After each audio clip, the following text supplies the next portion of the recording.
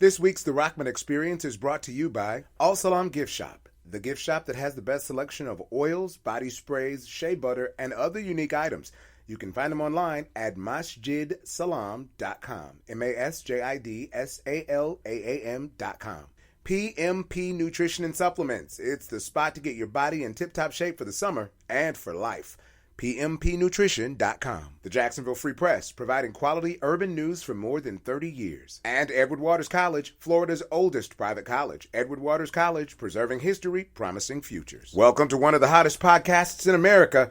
It's the Rahman Experience. The Rahman Experience. It's a brand new experience, a brand new time, a brand new way to do it. Hey, yeah, it's all mine. I'm the one telling stories you thought couldn't be told. I'm the one that bring you in your when you shaking from the cold. I'm the one always out front, yeah, trying something new. I'm the one that's gonna deliver when they ask what it do. Politics, entertainment, and science, all the news. Keeping you on the level with the stuff you can use. DJ Kids on the beat, Ross got the track. It's the Rahman Experience. You know that's where it's at.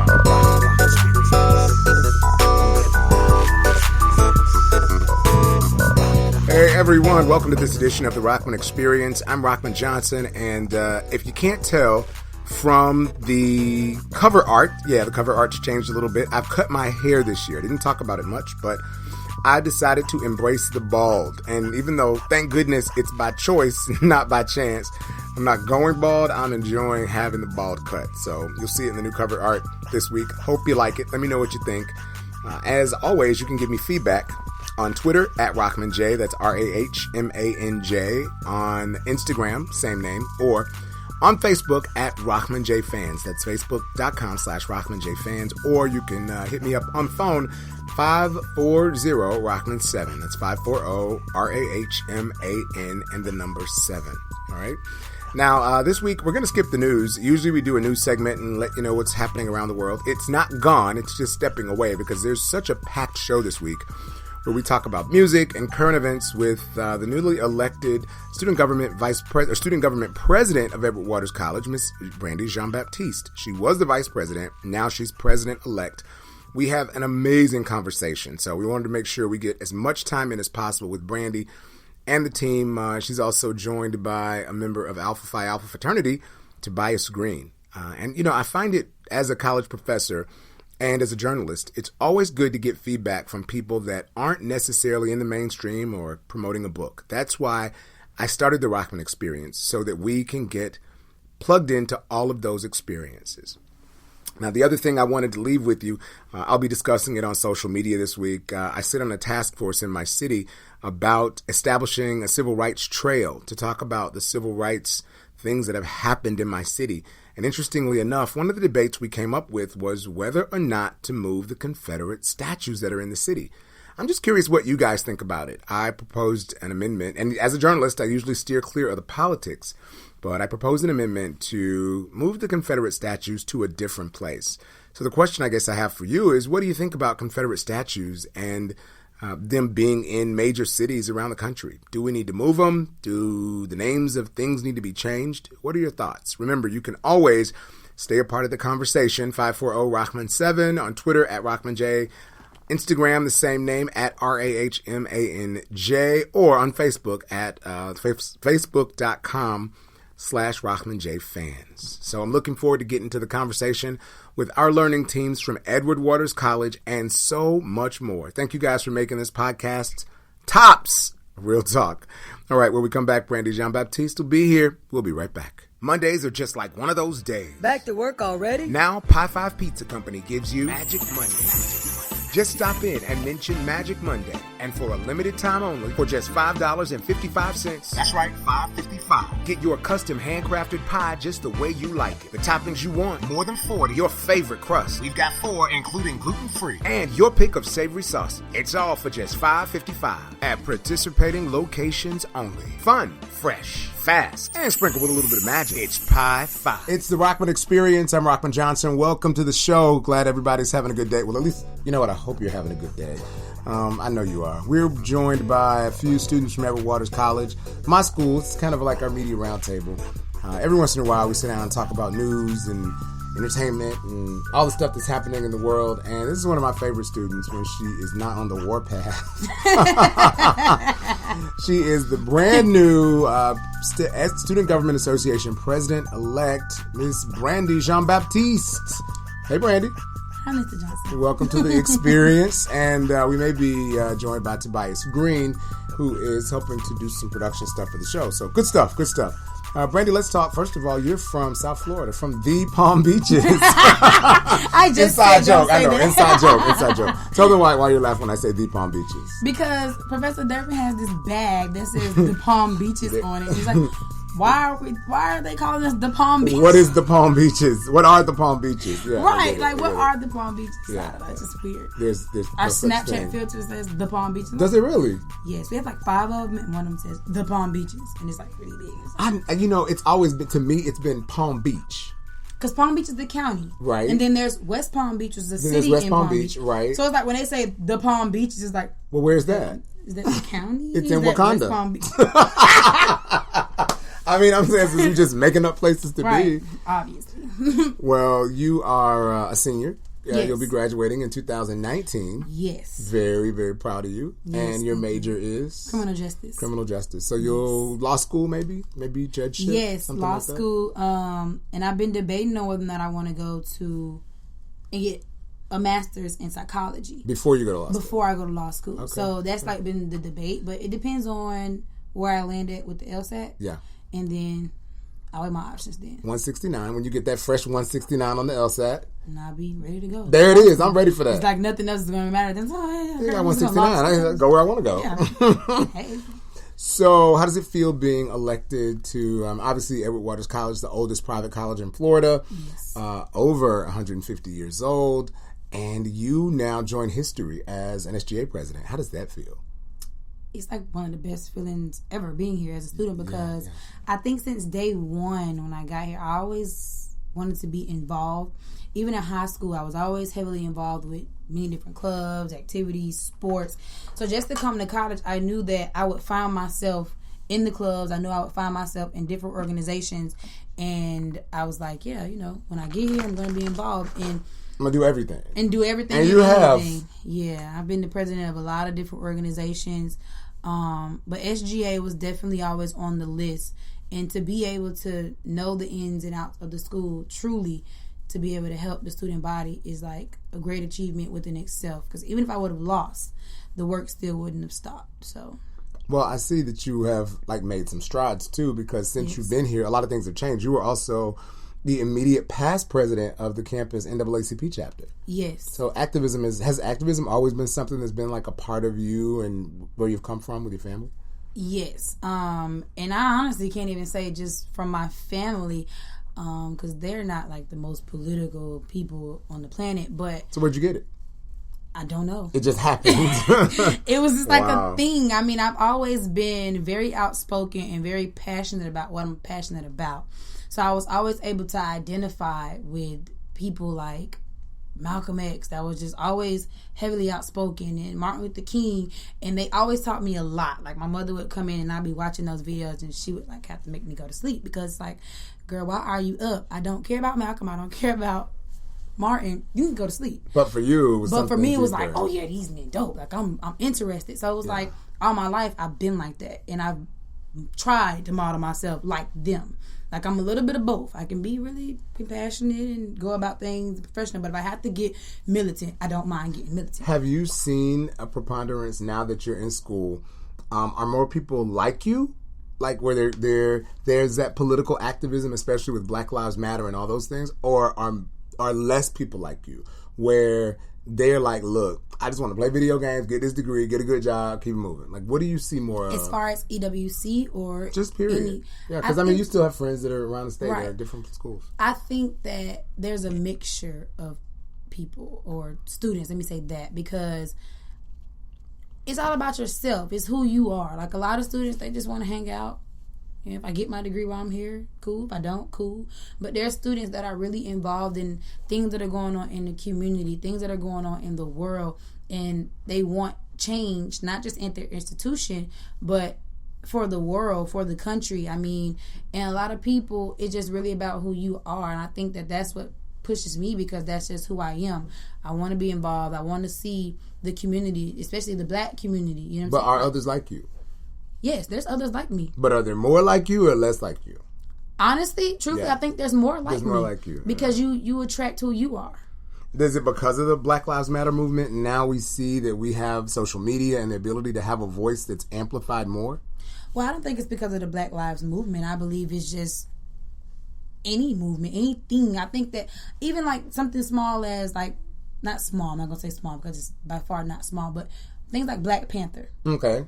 It woke up like this blackness in people. Like everybody discovered they were black. Yeah, it's like re-blacking eyes. Yes, really, and it really was. Like there was like even like I saw this Facebook post and it was so funny to me. They said, even if Black Panther isn't good, we're just gonna act like it's good because we gonna have this win. This is my win. This is our win. Because yeah. usually they depict African Americans as slaves or criminals on movies such as see a black superhero, and then his like army is women, and it was. Bad women, beautiful women, yes, and will kill you on sight. Like, don't touch the king, don't say nothing. And that was like one of the things. I don't think it's just necessarily like the Black Lives Matter movement, but I think it's just a combination of everything. I think right now, this era that we're in, black is the thing to be. Even when you see other cultures and other people trying to, what we say, copy us or mimic us, it's not even like a copy or a mimic. It's almost like, you know, that's cool or whatever they do. Brandi, when is the book coming out? You know, I can't. I can't. I'm serious. I mean, you got some deep stuff to say, and it's true. It's like, when do we, and people talk about that. Are we just fad writers? Are we just writing the fad? Is it just the cool, good thing to be now? Right.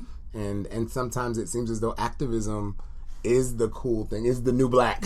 Activism is the new black, right? And we want to make sure that it's less that. And I think that's one of the reasons why, or what I do in my classes is I teach, to make sure that it's not just about activism at this moment. Right. Because sometimes it's about the small things you do. Right. That will lead to the larger accomplishment that happens down the road. It's funny that you brought up your class because I remember, and it was just so cool to me, that NWA used JJ Fad to get like publicity for Ruthless Records. Okay. Because they knew they were coming out hard, strong, rough, and tough. So it's like, but we really have a message.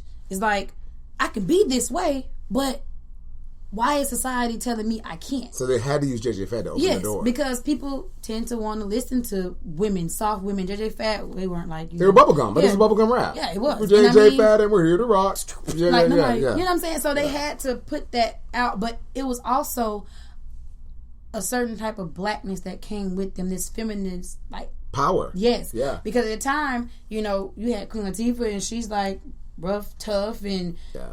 It's like, you know, to bring them out, it's like, okay, look, we're about to actually start a movement. Like, I know you talk a lot about movements. We're about to start a movement over here with this NWA thing, but we can't just jump out like that. We have to have Ruthless Records be known for something else.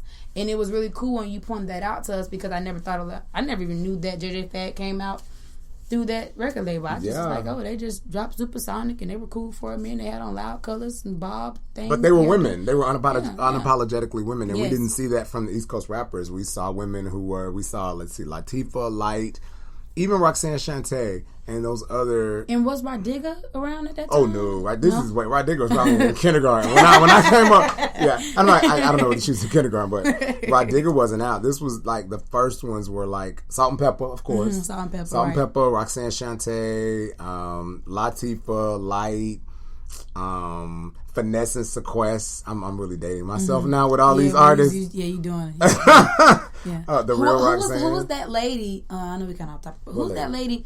I don't know if it was your class or Miss Durbin's class. You showed us a video, and oh my gosh, and it was just a whole bunch of rappers. It's called Self-Destruction. Who's that lady? Let's take a listen to that. Hold on. I want you to get. Let's take a listen to Self-Destruction. This is one of the best songs of the 80s, 90s during the Stop the Violence movement. Mm-hmm. We all agree tonight, all of the speakers have agreed that America has a very serious problem. Not only does America have a very serious problem, but our people have a very serious problem. America's problem is self-destruction. You're headed for self-destruction. Self-destruction. You're headed for self-destruction. Self-destruction. You're headed for self-destruction.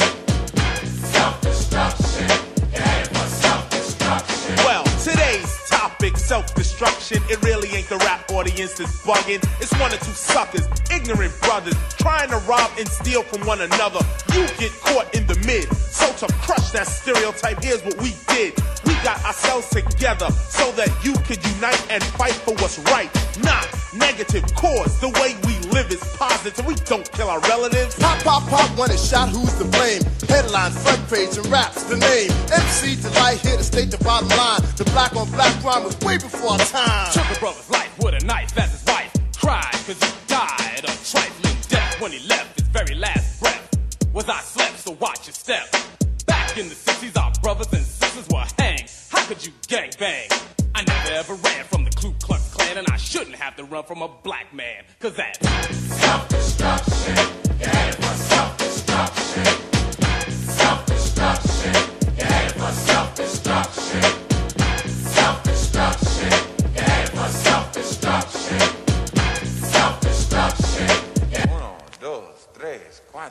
Funky fresh dressed to impress, ready to party. Money in your pocket, dying to move your body. To get inside, you pay the whole $10.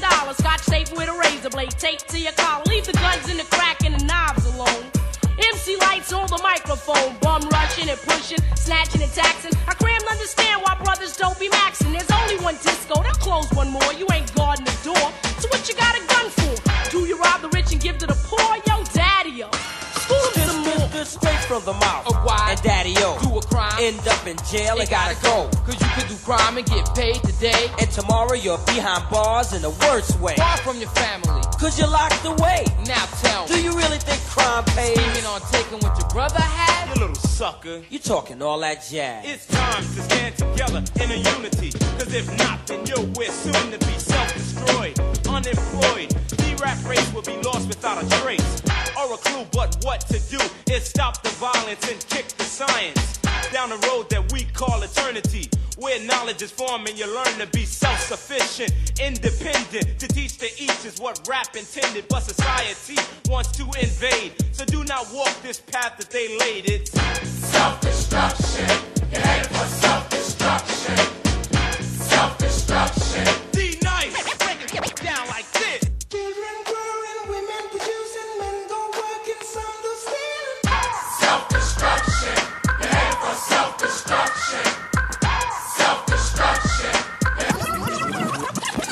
I'm Miss Melody and I'm a born-again rebel. The violence in rap must cease and settle. If we want to develop and grow to another level, we can't be guinea pigs for the devil. The enemy knows they're no fools because everyone knows the hip-hop rules. So we gotta get a grip and grab what's wrong. The opposition is weak and rap is strong. This is all about, no doubt, to stop violence. But first, let's have a moment of silence. Swing.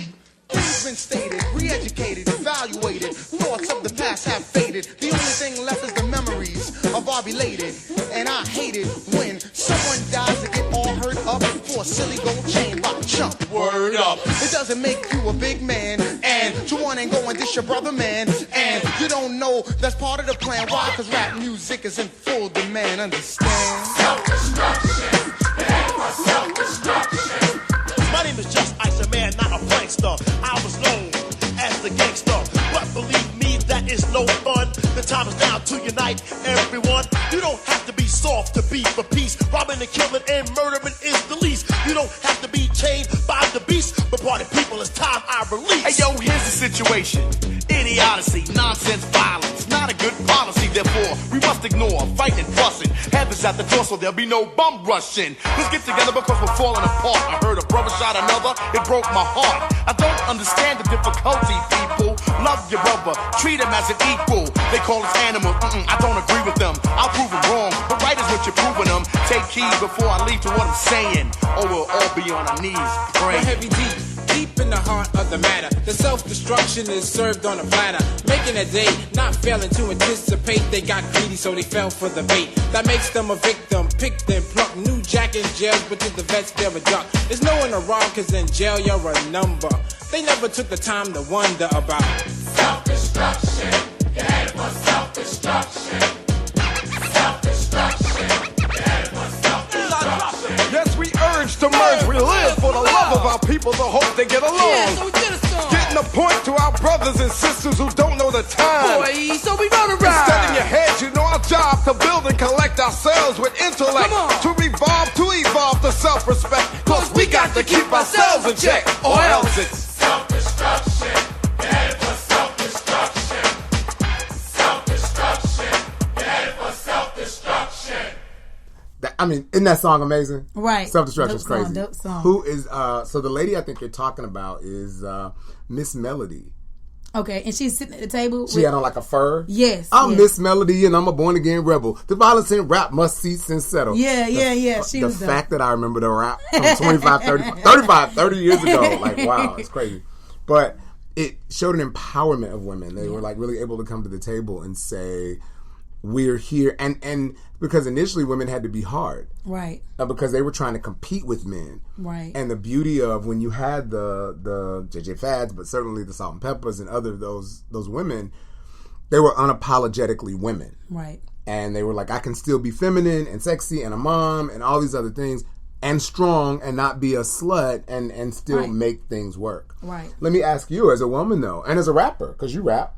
And I've heard you. You got talent. You got skills. You got them bars. Well, I love Ariana Grande because she's herself. She's just authentically her. Yes, and I love that. And she's still hip hop a little bit. She's still hip hop. I mean, she's bubblegum, but she's hip hop. But she. Well, I'll say this. I don't think I've ever really heard her rapping. She's not but rapping, she's but she's in awesome the genre. Singer. She's a great singer. Oh my god, she can blow. And I've always known that since the show she was on. I think Victorious or whatever it was she played on. She was awesome then. Some people put her in the hip hop generation. I literally saw it online the other day. That's why I brought her up. I could think more like Justin Bieber would be in like.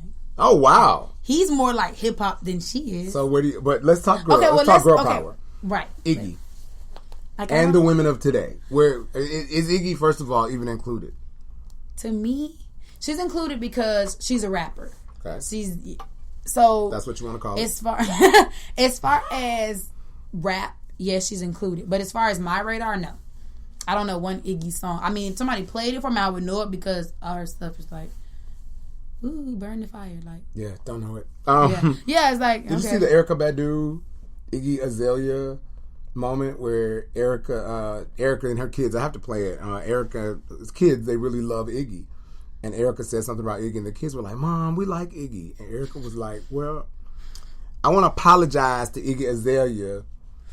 Was she on the Breakfast Club when she said that? No, she was just at home, like on the camera phone. Then I don't know. And she was like, I just want to apologize to Iggy because my kids said I said something about her. But you know, as I think about it, if y'all like her so much, y'all to go be with her. For some reason, I feel like I know comedy. But it was a while ago. It was a while ago. Yeah, okay, I think I did it just I think I showed it in class. And it was just so funny because Erykah was like, well, if you like her so much, you ought to go be with her. Because when you in my house, you ain't playing that in my house. Listen to that. Yeah, it's like sometimes you have to cut it off. Like, no, we're not listening to that. I get it. But so what do you think about the lady rappers of today? The women rappers of today is like, okay. When Nicki Minaj first came out, I was a huge fan of Nicki.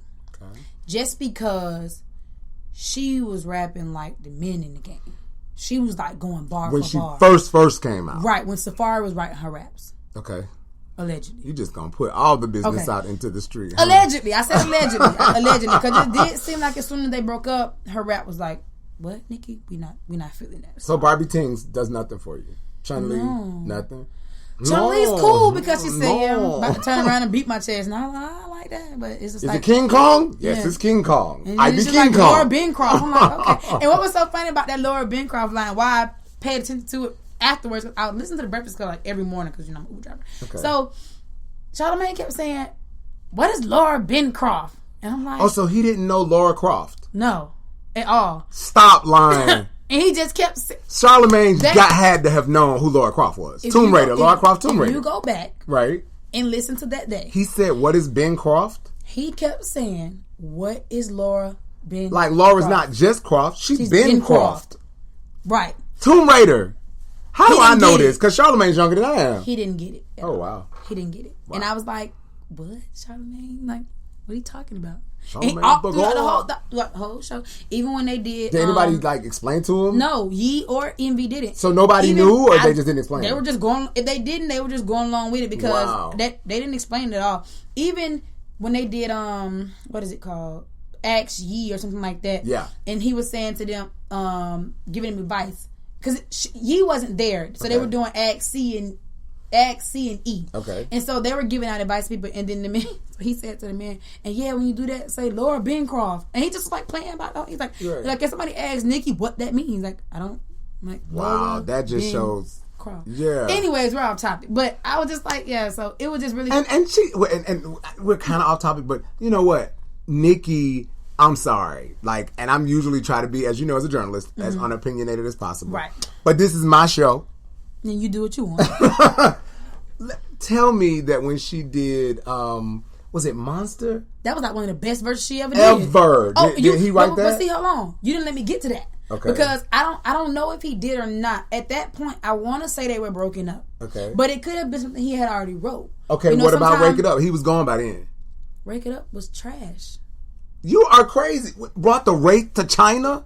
Just to race in China? That lyric was one of the best lyrics ever. That lyric is literally something that my nephew could have thought of. No, for real. Stop. You don't think that was a good...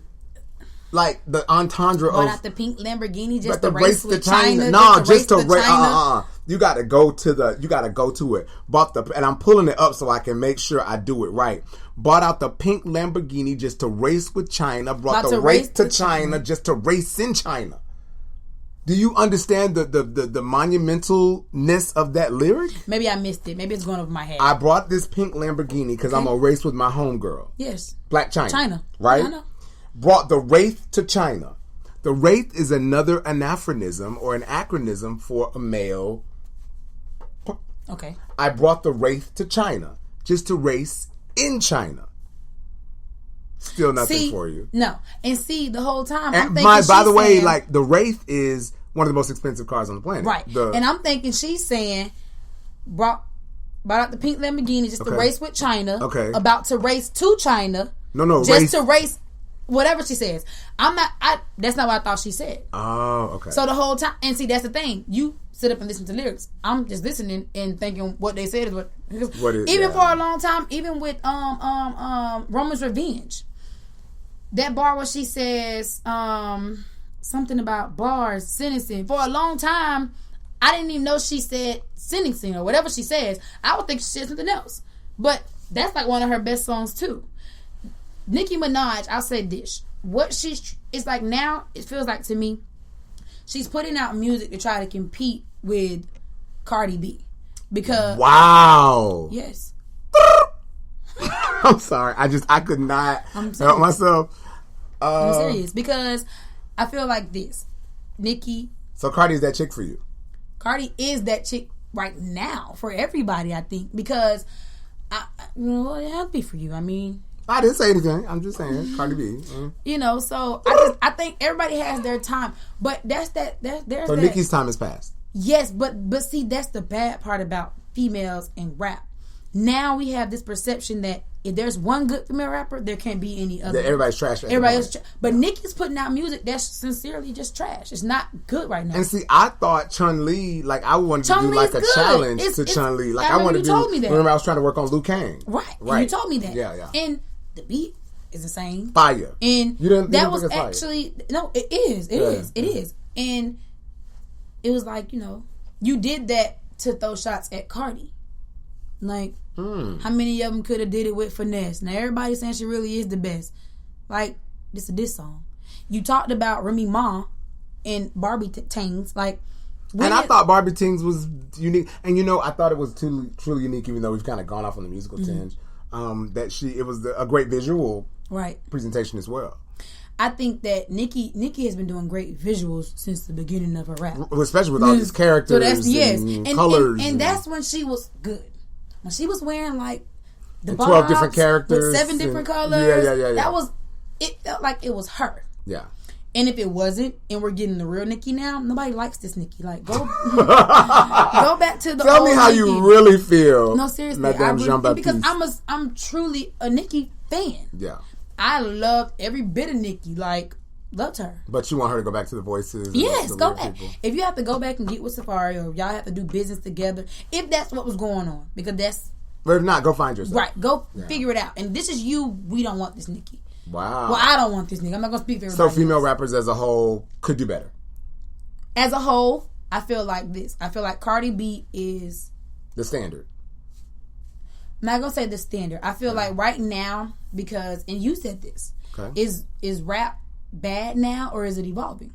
So the evolution of rap and where we're at right now, I feel like Cardi B is the epitome of female rap. What about Azalea?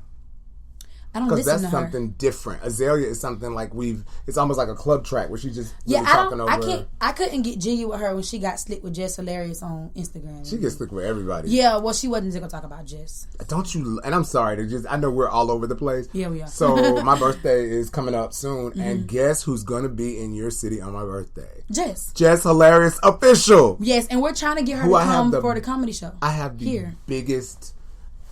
I gotta host that show if Jess comes, because I want to interview Jess. I think she is one of the best. She has a new show. She's on that new show, right? With that guy, I'm not sure his name. I know his face. I think Jess Hilarious. I was talking to comedian A-Train, and I was just like, dude, do you know Jess? Like, I just want to. I want her to be on the show. I think she's a gorgeous woman. Yes, she is. She's so beautiful, but she's so. She reminds me. It's almost like a modern day MC Lyte. Okay, I see. Because MC Lyte is like a roundaway girl. Yeah. There was a song by LL Cool J. I'm still dating myself again, but there's a song by LL Cool J called "Roundaway Girl," and so that's what I get from Jess, kind of like MC Lyte, that chick that's like got your back, right? Like, ain't gonna say what needs to be said or do what needs to be done, right? And she's about her business. I love Jess. And a great mom. Yes. Yeah. The very first Instagram video I saw of her, it was her and her son, and she was like playing with them, whatever. And I was like, okay, she's pretty cool. But it was like joking, like making jokes. I'm like, oh, that's pretty cool. And I followed her. And it was like, this is Jess with the mess. I'm like, okay. We both said it at the same time. Yeah, okay, like, Jess. Oh my word. And my news is real. Yeah. And then I have to go like, and the stuff she says is real. It be real. Oh my word. And then she would talk about anybody. She would say what she wants to say. Yeah. And what I do like about her too is, if she comes a little bit too hard, she'll go back and say like, she will apologize. I'm sorry. Yeah. And then she might say, and you don't like it, oh well. This is my page. It's my page. Mm-hmm. Yeah. And we like, and you know what the beauty of, and one of the things I talk about in my classes and in my life, authenticity. Mm-hmm. And Jess Hilarious Official is authentically Jess. That's what you're gonna get. Yes, and it's not gonna be anything other than that. Yeah. And I love her. So when Azalea Banks got like spotted with Jess, I was like, you ain't bitching me like it. Although this Anna Wintour track, Azalea's new track, not bad. I heard her talking about that on the Breakfast Club the other day. Not bad. But I really didn't listen to her interview that long because, again, you don't do Azalea Banks. No, I don't. Because it's like, okay, look. If you're going to talk about somebody on social media, have a bigger platform than that person. Jess got famous off of Instagram. You have like 500,000 followers. Jess has like 2 million. She does. And I mean, even with her giving you a platform on her page, nobody's followed you. Did you? Like you suck. Did you? It's real funny. Azalea Banks did something a year or so ago. She's a brujeria, like a Santeria, Cuban witch, whatever. And she did this. What? Yeah, she did this Instagram video where she was like cleaning out her room where she did her brujeria, which is like the sacrificing of animals or whatever. And she did it in her special room, and she was like, "Real witches do real things." See, that's that lame stuff I be talking about. And I was just like, But and that may have been with her, because like when I did tune back in to her talking, like her and Charlamagne were saying something about witch stuff. Because supposedly she does these things. It's like she's supposedly a witch or something, and her thing was like, real witches do real things. And it's like, if you a witch or something, like why you just can't potion up some stuff and make be famous? And get you some followers. Yeah, like, and famous are not even a word, but like, and be more famous. Like, get you a #1 hit or something. Real witches do real things. Yeah, it's like, you're not a witch. You're talking about that type of stuff. Witches don't go around saying they're witches. Like, I've never seen any witches in real life. Witches say that they're in witches? In movies, they don't go around saying, I'm a witch. Right, no witch says they're a witch. They just go and you just disappear. She's or whatever. Weird to me, and she's always like coming for somebody, and it's like, girl, nobody's even messing with you. Just like, do yourself. Do you like? And which is why I kind of stopped getting jiggy with Nicki, because it's like, now you're just with her and Remy Ma. It was like, okay, I've always liked Remy Ma because not even for her music. Like before she went to jail, like back when I was younger, I was really rough around the edges, and I would see her like on videos and stuff, and she was like, yeah, I cut you, like I beat you up. And I was like, yeah, I like her.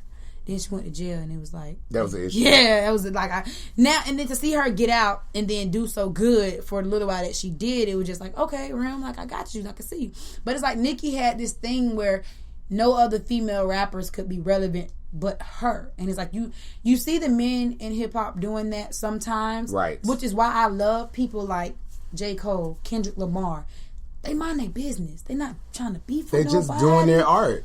I'm doing me, and if you don't like it, cool. Like Donald is amazing. Childish Gambino. Oh my gosh, yes. Amazing. Oh my gosh, I love this video he just did. Like, it was dope. Yeah. It was really cool. While we're here, Tobias, you just walked in. Did you want to weigh in a little bit? Okay, sure. I know you've been listening. Tobias is more of a producer because he was like, I don't want to be. He's a big time alpha. Are you like the president of the alphas at Edward Waters? No, I'm not the president. I am. What's your title? I'm the treasurer and assistant intake coordinator. Well, congratulations on that. And I've seen you grow into not being an alpha and now being an alpha. So very proud of you as you join in the conversation. Let me ask you guys too. HBCUs, right? Brandi, you're SJ president at an HBCU. Tobias, you've gone to an HBCU. Howard University. Financial aid. You guys know the story, right? At Howard University, there was a student that was accused of having improprieties with financial aid. You know as well as I do that a student cannot have that much power over where stuff is or where it goes. And even though they were trying to make this kid or this young man the scapegoat and say that, all this happened with him, there had to be other people to approve this stuff. He couldn't have just done it himself. And he didn't. He was just going to school. Right. They were like, well, he's had $250,000 in loans or $400 or whatever the number was. Yeah, he's also in law school, finishing law school, and was in school 7 years and studied abroad and all this. What do you think about that scandal? Do we too quickly find people to scapegoat on when we're in certain situations, especially in HBCU, and just jump on it? And now with the internet, we just put up a couple memes and just try to roll people. In the words of our brother Andy Francois, troll them. Get scrapped. Yeah. I think it is true that we try to. I think what it is when you're able to find somebody to put the blame on, it's easier to sweep the issue up under the rug. Like, we too often as black people find other black people or other people, period, to blame things on. Like, instead of owning up to certain stuff, and it's like with the internet, they just make things so much worse. Because like I said, I didn't even watch.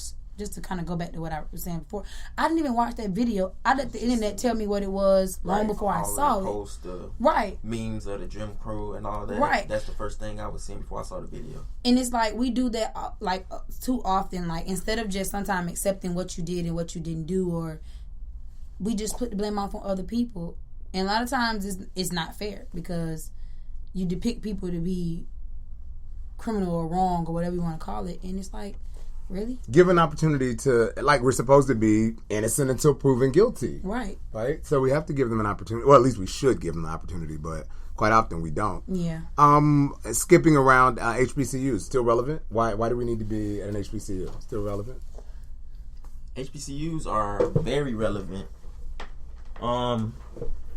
They're part of history, and without them, back when HBCUs started, black people wouldn't have had a place to go to school. They weren't allowed in PWIs. So I think they're still relevant today because it gives those students a chance to see the culture of how schooling was back then or whatever, even though it's now slightly different with all of the, how can I say it? The changes in the world. A lot of the society changes in the world. Everybody makes college a big deal, and then a lot of people want to go to these big name PWIs or whatever for whatever reason they want to go and then to. They don't graduate. Because one thing we can say with HBCUs, I didn't realize that you realize that the HBCU that you guys attend, my alma mater, it's on par with the graduation rate of FAMU. Yes. Which is big. I mean, and we don't realize that one of the things I can say about HBCUs, we will try to get the people out. You know what I mean? We will, by hook or by crook, say, look, we want to give you an opportunity to make your way out of, go and be productive members of society. Yeah, to get out of this institution. I feel like HBCUs look at their students more as like a priority over like PWIs. Not saying that they don't look at their students as a priority, but I feel like students are more of a number at a PWI than at HBCU. It's a family. Everybody knows each other. Everybody get along for the most part in certain aspects. So that's how I feel about it. It is. It's more of a family. Yeah. Right. I think what it is that you kind of like you fit you get in where you fit in, and it's like you fit in at a black school. Like you don't have to find a clique because you amongst your people. Like if that makes sense. And even if it's so funny there, and I don't want to tell all the names, but like we find even those that are different, we find a way to assimilate them. Yes. And whether they be white or black or Asian or Latino, it seems to be more of an inclusive nature that I've seen as a researcher, as a professor, as a journalist. Whereas when you go to PWIs, you have to then find, well, where do I fit? Right. And here you can fit anywhere. Yeah. They just welcome you. There's a guy at who's a student at Edward Waters. He's 7'1", a white guy. Stands out completely, but he is our brother. Yeah. He's your brother. I see him and I say, pound it, bro. Yeah, like he's there. And it's fun. Interestingly enough, he grew up around a lot of Mexican Americans because of where he grew up in the world. But his experience is completely different. And I can't wait until he takes this experience out into the world to say, this is what I got from being at an HBCU. Right. So and you can see the difference in him as well. And it's so cool because I like one of his first semesters here, I had class with him, and he was like really shy, really timid. Not anymore. Not anymore at all. He's like, woo, like chilling on the basketball team, and fell in love with the school so much till he went and brought his girlfriend here. Yes. Oh my gosh. So we just experienced the first African American woman from America to make it into the House of Windsor. Meghan Markle, now the Duchess of Sussex. A great performer. Suits is one of my favorite shows. Love Gina Torres. Love Suits. Great premise of the show. She just married into the British royal family. I think it's dope though. It shined light on love. I mean, because and they were really in love. From the way he was looking at her, and he was like, "Oh my God, you're just so gorgeous." I'm like, "This is, you know, what I'm saying? Like this is what love looks like, regardless of color. Like, love me for the inside because the outer is only skin deep." You know what I'm saying? I love that. It's like people fail to realize that, like, I don't have a problem with interracial relationships, but I have people that say like, I would never date a white man, I would never date an Asian man, or I don't like that type of stuff. I'm like, okay, it's love, right, and that's you. But you can date who you want. I get it. Because if somebody comes along, they're gonna love me for me. Yeah. Why should I care what color their skin is? Like, and then, from my understanding, she's not 100% black. No, she's not. Her mom's black. Her dad's white. And okay, so what? Does it matter? Like, even if she was 100% black, like, that's what killed me. Even Barack Obama, he's not 100% black. No. It's like, but he identifies with the experience of the African American experience. And Meghan, like, she says she's both. Right. But I think when you hear Barack Obama speak and when you listen to what he says, there's more of an identifying nature to him of the African American experience. Right. And I'm not saying that, but my thing is this, with the black community, especially social media. It's like, if she's saying I identify as both, why are we shining so much light on her black side? You know what I'm saying? It doesn't matter. At the end of the day, she's marrying a man that she loves. That's it. Doesn't matter if it's the royal family, because if it was Lisa and Calvin or Kevin, whoever, getting married down the street under a box, and he's white and she's half black or whatever, nobody would care. Because it's the royal family. It's like, now, I'm being a tad bit of a hypocrite because I did post on Facebook that I saw more black people at the wedding than British people. # secure the castle. Which is, you know, but I was being... Not secure the bag, the castle. The castle. Secure the castle. Like, seriously. Because, I mean, it's a different look. But a lot of them were black Brits, too. A lot of the Brits were black. Like, Harry's friends, like, one of his best friends... No, I'm serious. One of his best friends was like this music producer, and Harry would go hang out with him, and so this guy came. Like, there were a lot of black Brits. I saw Oprah walking in there. She did. Gina Torres. I saw Idris Elba, who is a Brit, who is a black Brit. Listen, he's a black Brit. He don't really count as that no more. How you gonna take the man's citizenship away? No. Why not? But he's a British citizen. Okay, because the black community trades people out. Oh God! He's a black American now. Okay, before we get to that, you can't just decide to trade the man out of his country. Nobody decides. We already traded Eminem, and he's black now. So who did he get traded for? This is gonna make it good. Make it good. Make it good. Kanye West. Well, he been out, but he been gone. Right around the same time we picked the bitches out. So, okay, did you watch The Royal Wedding, Tobias? I did not watch The Royal Wedding. What'd you think about it? Meghan get married to the prince. I mean, I don't really think too much of it. It happens. It's a wedding. People fall in love and get married. They fall in love, yeah. So I didn't really think too much of it. Because there was hate too. Her best friend, Meghan Markle, one of her best friends, Priyanka Chopra, who's former Miss India, Miss World, who's on this show called Quantico, and Venus Williams. Serena Williams. I'm saying Venus. Serena Williams is her other best friend. Mm-hmm. They're both at the wedding. And remember when Serena married her husband, a billionaire, everybody went crazy. Oh, why is she marrying the white man? Da da da da. And I'm like, but bro, did you step your game up? Right. Did you step your in my class? Did you step your cookies up? Yeah, like, do you know? Are you bringing something to the table for somebody else to take away? Right. Yeah. And it's like prime example. And just to get like a little personal, because my sister, and this may not be the right. No. She's a lesbian. Okay. Gay.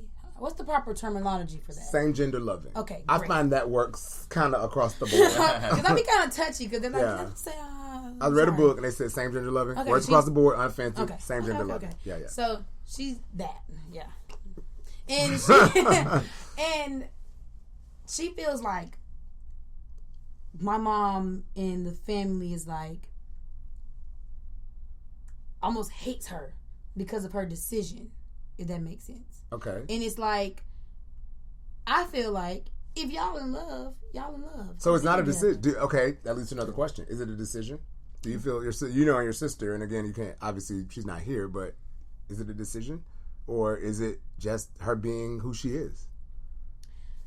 My sister's wishy-washy. So you never really know. Depends on the day with your sister. Yeah, it's like she's one of those people, like, she's just like, prime example. She went to Clark Atlanta University because of Drumline. She played basketball because of loving basketball.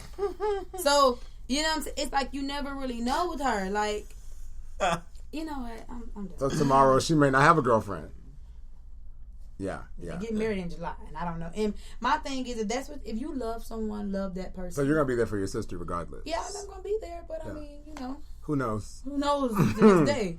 And it's just like, I think that a lot of times we shine too much light on who people want to date, who people want to marry. It's not my business because I'm not going to be with you no way. Like, that's your bedroom. Definitely a bunch of labels. Not. Yeah, labels. At the end of the day, I told her, which is what I was trying to get to, is that if you're getting married to somebody, I know at 22 years old, that people not just getting married for love no more. People getting married sometimes for financial stability, all type of things. Companionship. Whatever. You know what I'm saying? Somebody may sell you a dream of a lie and that's it. Yeah. But don't just get married because you think that everybody's so against it, so you're trying to prove a point. And that's what it's coming off as. Instead of her actually being in love. I mean, if the girl had some money, which she don't. I mean, but not being that, just enjoying the relationship, though. Yeah, period. And it seems without as if you're just doing it just because. Yeah.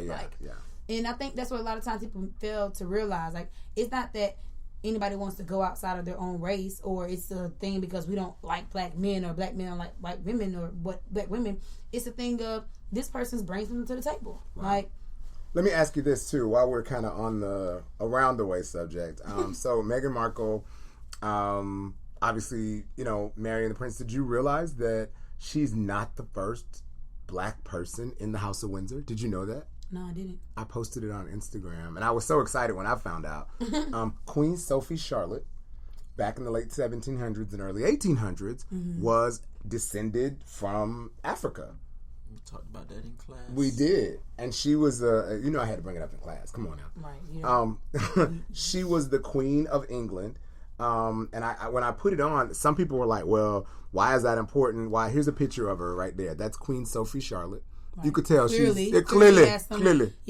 She got, clearly got some cornbread in her. And it's, you are so funny. She was born in 1744. She became the Queen of England September 8th, 1761. When she was 17? When she was 17, and she was the Queen of England and Ireland. Had children, did all that. She survived until the 1800s. Do you think that, and it's interesting that some people didn't know, about Queen Sophie Charlotte, and they were like, "Oh, this is the first time there's a black woman in the round of succession in the British throne." Which means that that's not true. And it's not true. She's not the first. She's not the first. Does it make you think of the royal wedding any differently, or you're like, we just be everywhere anyway? We do be everywhere anyway. I mean, that's made me look at the royal wedding because I never looked at it like a highlight of my life. I mean, it was just like okay, she's black. But I celebrate this thing. Yeah, but it's cool. A lot of black girls, a lot of young, beautiful. I saw this great story. CNN were telling story. Some was telling story, and some others. But they were just really excited that this amazing, wonderful black woman was a princess. And they could possibly, too, have that fairy tale. And it gave it possibilities. Some of these little girls said, does that mean I'm going to grow up and marry a prince? No. Am I looking forward to it? No. But I like the fact that this allows me to expand my imagination. And I thought that was really a smart way to put it. Well, when you put it in that type of perspective, I think that, and I'm kind of going to go against the grain a little bit. Sure. If there's going to be like this not necessarily fairy tale, but this like newfound hope for little black girls, and because usually we see princesses and princesses and they're white, even in movies or cartoons, they're white. Like, we don't have many black princesses or queens or whatever. But my thing is, it's different for me when you say it like that, because she was married into the family. It's not like you were born into this. And it's like, to be born into it and then to carry yourself as a black woman. Let's just say that... You mean Queen Sophie Charlotte or Meghan Markle? Both. Because both of them were married into the house. Yes, but prior to that, Queen Sophie Charlotte was royalty. Okay, then that wouldn't apply to her. She grew up royalty. Then that wouldn't apply to her. Yeah. That wouldn't apply to her. Like, as far as Meghan goes... Because she was a royal from Portugal. She was with the Portuguese royal house... Margarita de Castro y Sousa. Don't ask me why. I'm reading the stuff that I'd done the research on it. But she was already a princess when she married. And as you know, with the royal family, when you look at Meghan Markle's line, now mind you, Meghan Markle, of course, dad white, mom African American. She is a distant cousin of William Shakespeare. She's like the third cousin, 12 times removed or something from William Shakespeare. She's also a distant cousin of Sir Winston Churchill, former Prime Minister of the United Kingdom. Meghan Markle is. Yeah, I know, right? When you start looking at the lineage, which is why you can't just say black or white or whatever, because we're all intermingled together. Right. That means, think about it. The queen who sits on the throne now, Queen Elizabeth, her great-great-great-grandmama, boom, had big lips. I'm just saying, so... It's so interesting when we try to segregate and separate ourselves, like you were this or you're that. We're really all truly like really, really one. Right. Yeah, when we think of it. Yeah. Somebody jumped on me on Instagram or one of the socials. I think I got blocked. Yesterday because all the time. It was so crazy. Dude was like, the black people. This dude was from LA. He was like, the black people in the South are, because I said forgiveness is important. We should forgive and then move on. Right. And the cat was like, oh, that's sad. You blacks in the South are just docile Negroes. And I took offense to that. I'm like, no, I'm not docile. It's just, but if I sit there and think about, quote unquote, what someone did to me and how they made me feel, I'm then stuck in that place in the past and I can't move forward. Right. And so, through all of that, then eventually the guy blocked me, and he had a friend that came on and said docile Negroes. And it was like really funny, because I rarely respond to stuff like that, but I just thought it was so interesting that because I don't want to hold on to a grudge, I become a docile Negro. Right. And I quote. You shouldn't. For what? Because now I'm stuck in my life worrying about you, and you're probably well over whatever happened. Oh, my word. Or don't even think you did anything wrong. You're not going to live there. You're not going to live there, because you're not going to have that much power over me. That's why I don't live in that place of holding on to stuff. Like you in the South. Like, what? Exactly. Like, how did that become a region thing? Like, people all over the world hold on to things and don't let them go. Like, but the only way that you can heal and move forward is if you say, you know what? I've done it. We're moving forward. It's a done deal. You have to forgive. Don't forget, though. Yeah, right. Don't forget. So you're not forced to relive that over and over again. All right, so I got to. I usually do at the end of our show. We usually do a lightning round feature. So I'm going to ask you both. I know it's going to be real interesting. We just ask quick questions. You answer the quick question, and we move forward. Like one word. Like one word, one phrase, something real quick. What's your favorite color, Brandi? White. Why?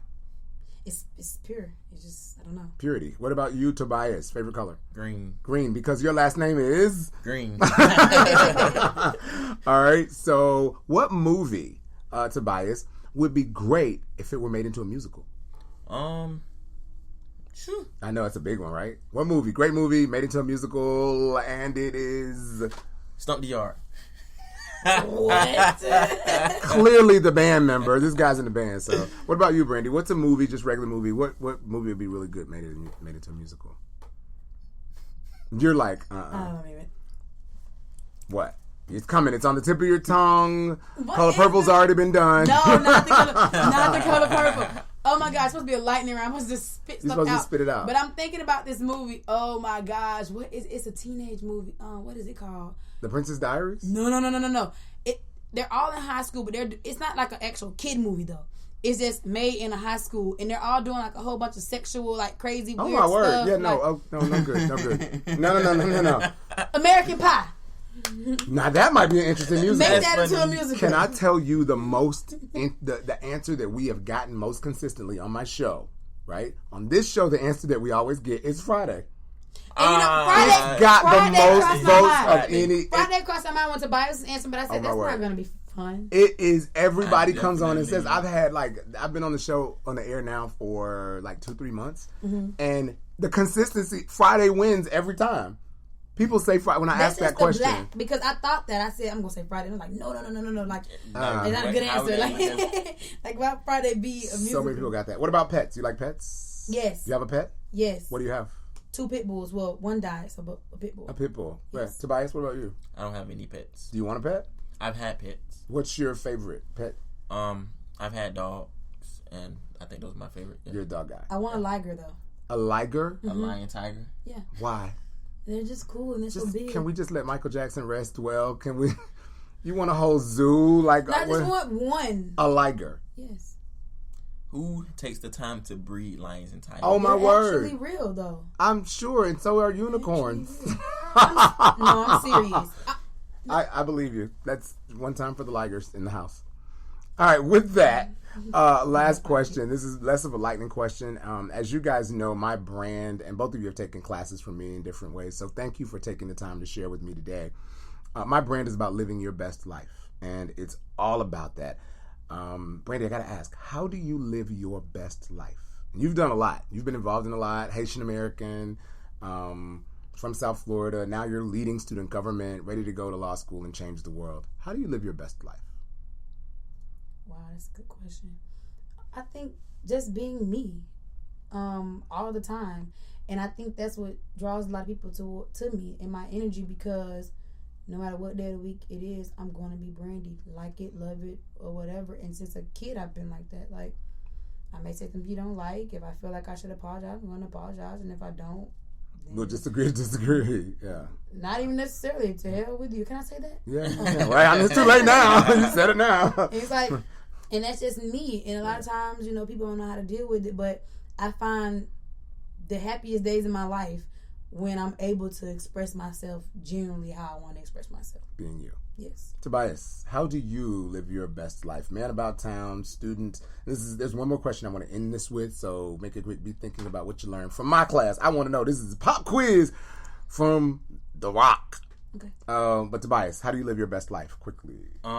Basically, I just wake up every day and not think about what I don't have. I just grind to go get it.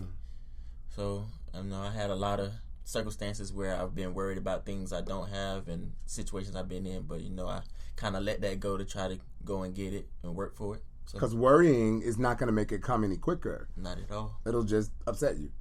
Cool. All right, what'd you learn, Brandi? And you took my hip hop class. Yeah. Tobias, you took it too, but I'll just give you, because you've taken several classes. But what about you? Because I know the methods I use are kind of unconventional when it comes to sharing delivery methods and some of the things we see and watch and do. But what did you think? What did you learn? What did you pick up? Any major lessons? Major themes? There was a few. Oh, wow. But it was really dope, and I think I may be about to quote this wrong, but I think I'm right, so I'm going to say it. Okay. Where hip-hop originally, like where it originated, a lot of people give that to the Bronx of New York, but you go back and you'll say hip-hop started in Africa.